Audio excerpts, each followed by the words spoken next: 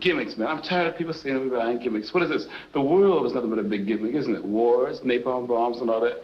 People get burned up on TV, and it's nothing but a big gimmick. Yes, we do. Antiquing the archtop jazz guitar, is it art? Is it a gimmick? Well, I think it's a gimmick when you take a new guitar and you smash it up and it doesn't look good, it looks artificial. But when you start out from day one with making a guitar with the thought in mind that it's going to look and feel and have the vibe of a guitar 60, 70 years old, then I think it's art. But first of all, I like to use the word antique because the violin, the bowed instruments, the cello, they have this tradition of antiquing the instruments. Nobody really likes a brand new looking violin. And in that instrument's family, it's a tradition, much more than in the guitars. And but the guitars that came into fashion to call it a relic, to look like a 50s, 60s guitar. And I think I relate more to the bowed instruments tradition with antiquing than to the relic theme. The process of making a guitar with an antique vibe begins with selecting the wood. Now, back in the days, 1920s, 30s, guitar makers used wood which was available.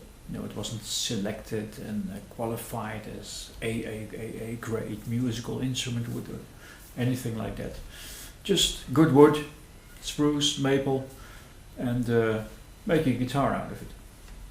So that's one source of inspiration, and another one is the work of Antonio de Torres. Now, Torres was a classical guitar maker in the second half of the 19th century, and he's the founder of the classical guitar as we know it today. Creates wonderful sounding guitars, but not only that, Torres was a master in combining wood that had a little blemish or flaw. He made 2, 3, 4 piece backs.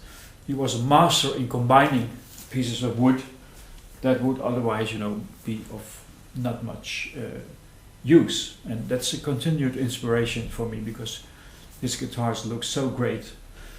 And of course nowadays it's possible to buy wonderful wood, nice grain, even grain, and make a guitar out of it. But when I think of making an aged or an antique guitar, I start out with selecting wood that sort of has an old vibe to it somehow. I don't know why, but that's some wood has it, some doesn't.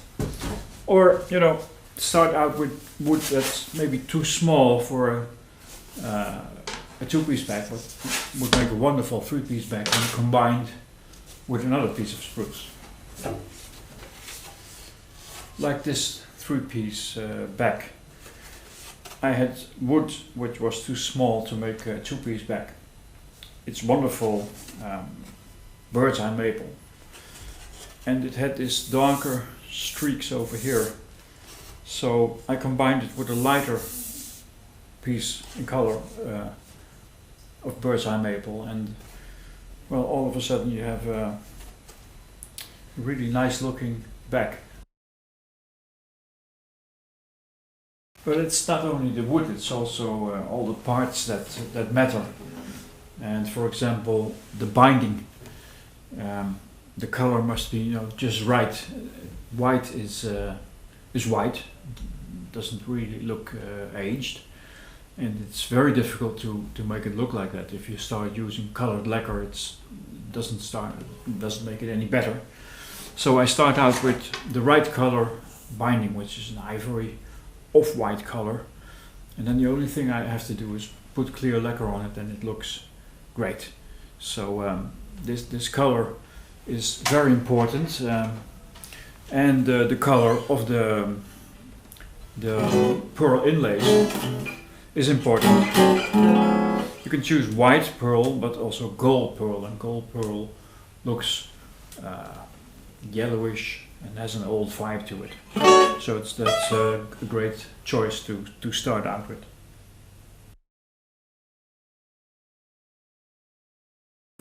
Then when the guitar is all in one piece as a wooden frame, I start the process of coloring now. The best thing to do is work with stain that's on the wood, in the wood. And so you get the color in the wood, and then clear lacquer goes over it, only clear lacquer. And that's a great way to work, because if you use colored lacquer, it shows. And to use stain and then the lacquer gives an impression of depth and beautiful color to the wood. That's what I like to see. So I use the stain a lot, and also maybe make a little bit, darker spots here and there on the top, not too much. Maybe a hint of where the scratch plate would have been. It's all that kind of small details that add up to a great vibe.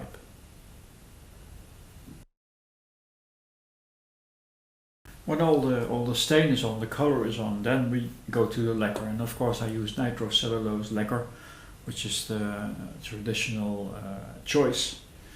And my big secret is the brush.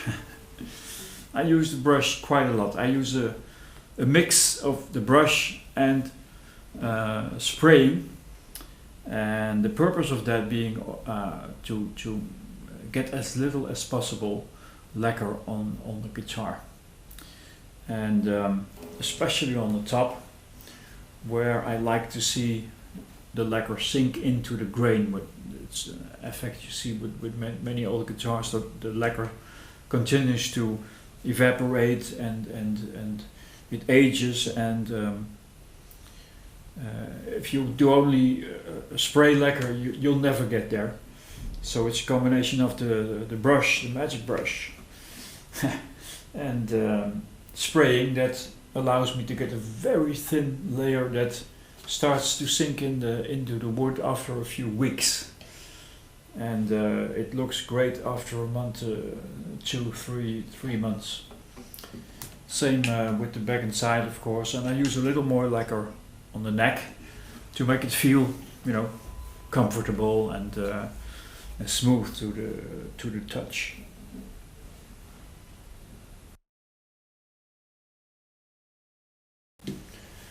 The metal parts of the guitar are aged to take off the shine, as it happens naturally with nickel hardware.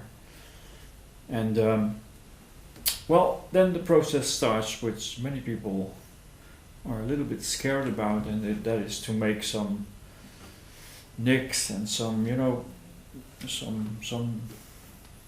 things caused by use of the guitar.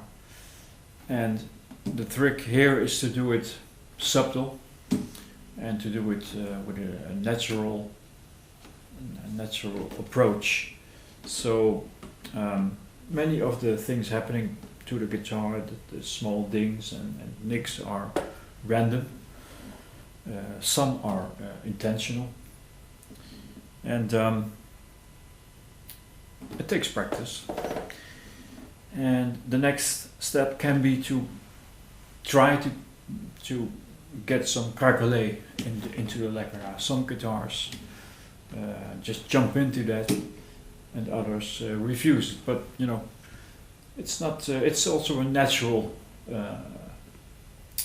effect. So some things happen, some things don't, just as they would happen in the lifetime of a guitar. It would be well treated, it would be misused, you never know. So part of the aging process is intentional, and part of it is just, evolving as I go. If I don't get a craquelé, well, that's okay. And another guitar has a great looking finish with craquelé, but yeah, you never know.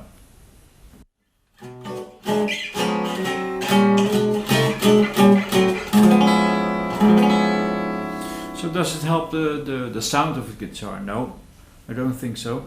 But what it does is it plays on the mind. If you get a guitar into your hands with an antiquing that's done well, you get this old vibe, and it's hard to explain. But you know, it's you have to experience it. But I think it works. In your mind, it does make the guitar sound better. Now, of course, you have to have a good sounding guitar and a good looking guitar. That should go together, of course. But I think it works. Some people like it, some people don't. That's okay. I make bright new shiny guitars as well. No problem.